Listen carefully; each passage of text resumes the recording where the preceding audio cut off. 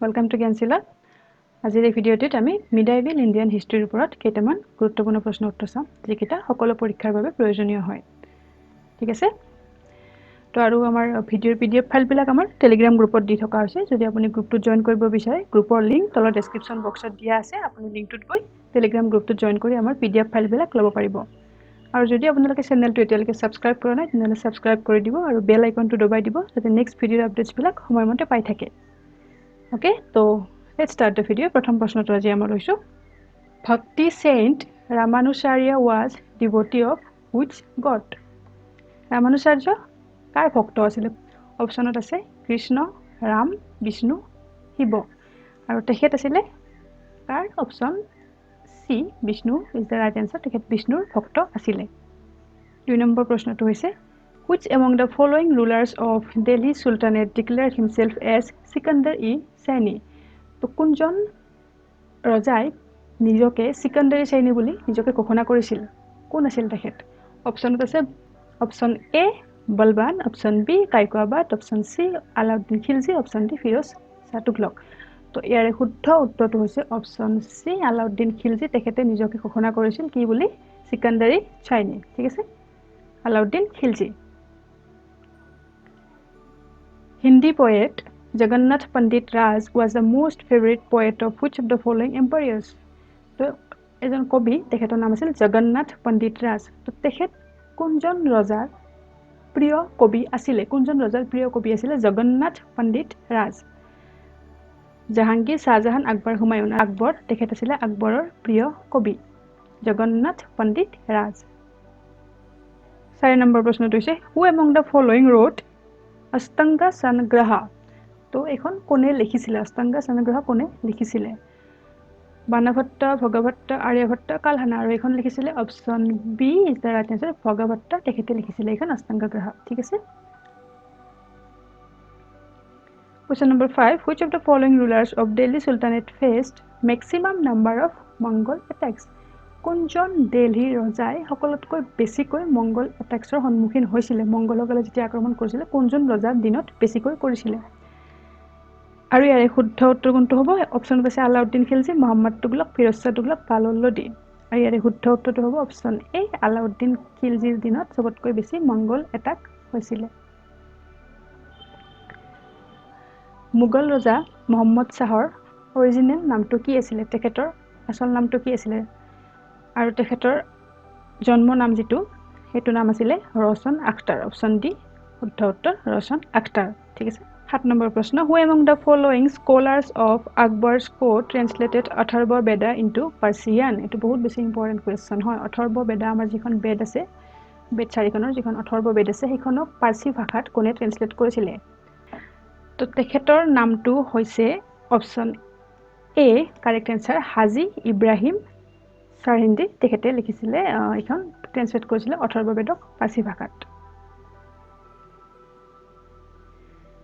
The silver coin which was introduced by Sher Shah and continued by the Mughal was known as মানে silver coin to introduce কোনে কৰিছিল Sher Shah কৰিছিল এটো প্ৰশ্নটোত কোৱাই আছে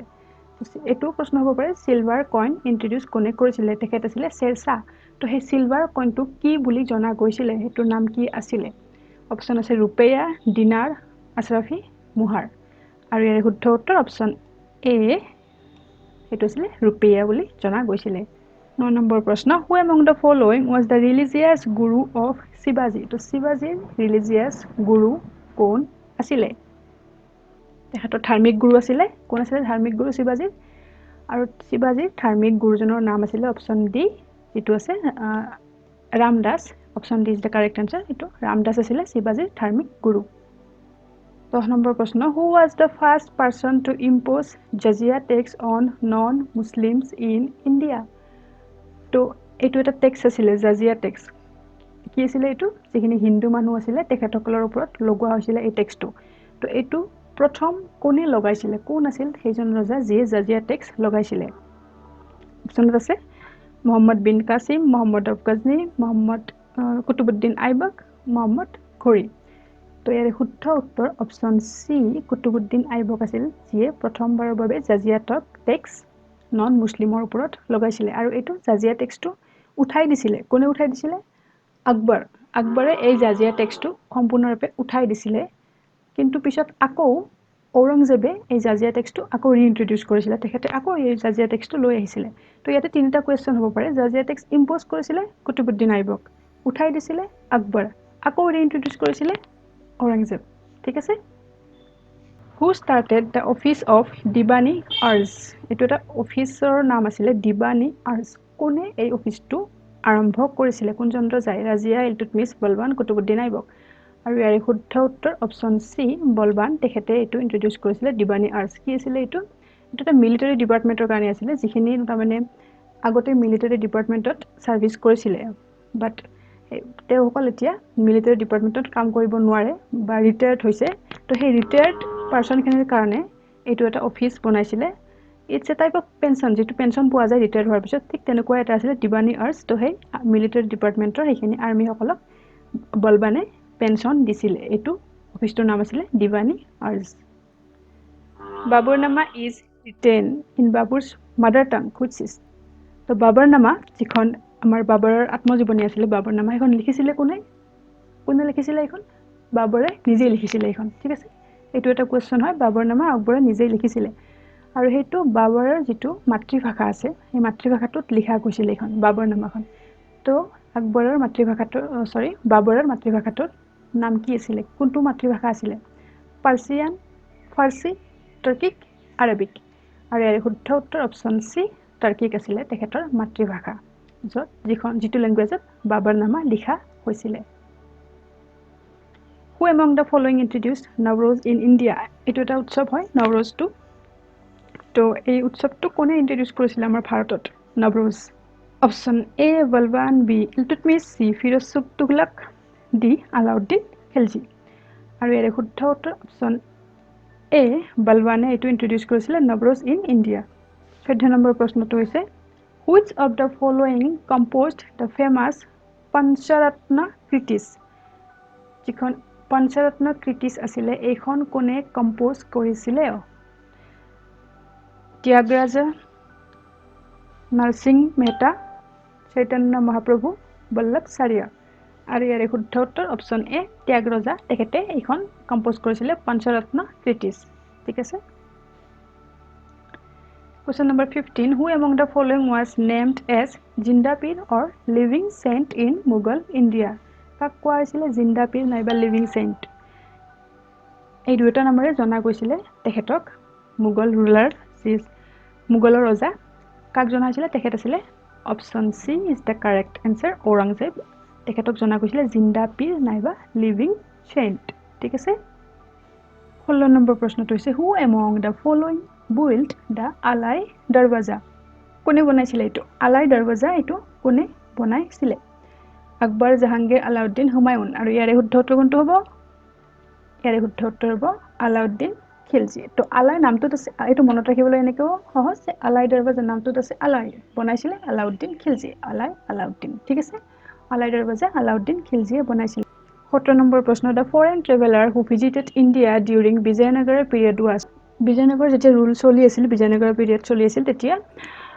এজন ফৰেন ট্ৰেভেলাৰ আমাৰ ইণ্ডিয়া দৰ্শন কৰিছিল আমাৰ ভাৰত দৰ্শন কৰিছিল তেখেতৰ নাম কি আছিল আৰু তেখেত আছিল অপচন ডি নিকোলো কন্টি তেখেত আছিল ফৰেন ট্ৰেভেলাৰজন যিয়ে ইণ্ডিয়া ভিজিট কৰিছিল ডিউৰিং বিজয়নগৰ পিৰিয়ড ঠিক আছে হুমায়ুননামা was written by কোনে লিখিছিল হুমায়ুননামা এখন আছিল হুমায়ুননামাৰ আত্মজীৱনী হুমায়ুনৰ আত্মজীৱনী কোনে লিখিছিল তেখেত আছিল গুলবদন বেগম হুমায়ুনৰ সিস্টাৰ আছিল হুমায়ুনৰ ভগ্নী আছিল তেখেত গুলবদন বেগম তেখেতে লিখিছিল হুমায়ুননামা ঠিক আছে Which of the following rulers built the Bibika Maqbara তো কোনে বনাইছিল বিবিকা মকবাৰা কোনে বনাইছিল আকবৰ জাহাঙ্গীৰ শাহজাহান ঔৰংজেব আৰু ইয়াৰ শুদ্ধ উত্তৰটো হৈছে অপচন ডি ঔৰংজেবে বনাইছিল বিবিকা মকবাৰা তেখেতৰ ওয়াইফ প্ৰথম গৰাকী তেখেতৰ যিখন পত্নী আছিল নাম আছিল তেখেতৰ বানু বেগমৰ কাৰণে এটো বনাইছিল বিবিকা মকবাৰা ঔৰংজেবে ঠিক আছে Moti Masjid in Red Fort Delhi was constructed by to Delhi jitu মতি মছজিদ আছে ৰেড ফৰ্টত সেইটো কোনে বনাইছিলে আৰু সেইটো কোনে বনাইছিলে শেৰশাহ শাহজাহান ঔৰংজেব বাহাদুৰ শাহ জফৰ আৰু ইয়াৰে শুদ্ধ উত্তৰটো হৈছে অপশ্যন বি শাহজাহানে বনাইছিলে এইটো মতি মছজিদ ঠিক আছে গতিকে আজিলৈ ইমানখিনিয়ে যদি ভিডিঅ'টো ভাল পাইছে তেনেহ'লে আমাৰ চেনেলটো লাইক শ্বেয়াৰ আৰু ছাবস্ক্ৰাইব কৰি দিব and press the bell icon for further updates of our video. Till then, be safe, be healthy. Jai Hind.